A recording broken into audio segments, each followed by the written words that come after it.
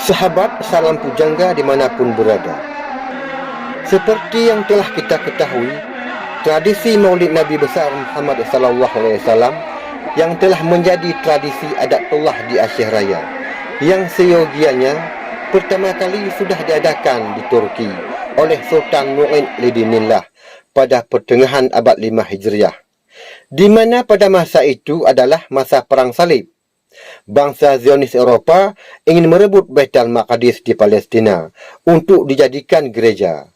Pada masa itulah Sultan Mu'in mengadakan Maulid Nabi dan menghimbau umat Islam di seluruh penjuru dunia untuk mengadakan Maulid Nabi besar Muhammad SAW demi untuk membangkitkan semangat jihad dan untuk mengikat tali persatuan Islam yang hampir roboh akibat perang salib yang berkepanjangan.